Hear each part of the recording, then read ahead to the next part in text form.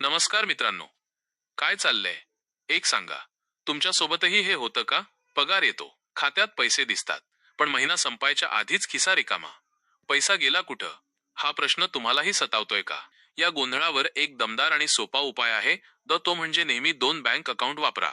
एकदम साधी गोष्ट, पण कमाल करते. 2 खात्यांचा गेम चेंजर प्लॅन.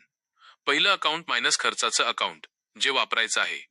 कुठले पैसे, आपला पगार किंवा बिझनेसचे पैसे सगळ्यात आधी इथेच आले पाहिजेत. काय करायचं? यातून आपले रोजचे खर्च जसे की किराणा, भाडं, बिलं, light bill, mobile bill, EMI, सगळे व्यवहार याच अकाउंटमधून करायचे. टीप या अकाउंटसाठी एटीएम कार्ड आणि यूपीआय, फोन पे, गुगल पे नेहमी चालू ठेवायचं. दुसरं अकाउंट बचतीचं अकाउंट, ज्याला हात लावायचा नाही. कुठले पैसे पगार आल्याबरोबर लगेच तुम्ही ठरवलेले 2,000 रुपये, 5,000 रुपये किंवा जे काही ठरवलं असेल ते लगेच या अकाउंटमध्ये ट्रान्सफर करा. पगार देण्याआधी स्वतःला पगार द्या. टीप: सर्वात महत्वाची गोष्ट, या दुसऱ्या अकाउंटचं एटीएम कार्ड आणि यूपीआय कायम बंद ठेवा किंवा ते घरी कुठेतरी सुरक्षित ठेवून द्या. फायदा: डोळ्यासमोर पैसे दिसले नाही की ते खर्च होत नाहीत. त्यामुळे हे बचतीचे पैसे चुकूनही खर्च होणार नाहीत. फायदे काय होतील?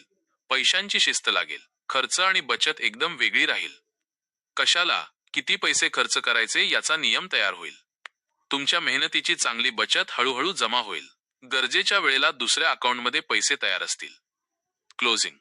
त्यामुळे मित्रांनो, विचार कसला करताय? आजपासूनच ही सवय लावा, एक अकाउंट खर्चासाठी आणि दुसरं फक्त आणि फक्त बचतीसाठी. हा छोटासा बदल तुमच्या आर्थिक आयुष्यात क्रांती घडवून आणेल. काय मग, करून बघणार ना? कमेंटमध्ये नक्की सांगा.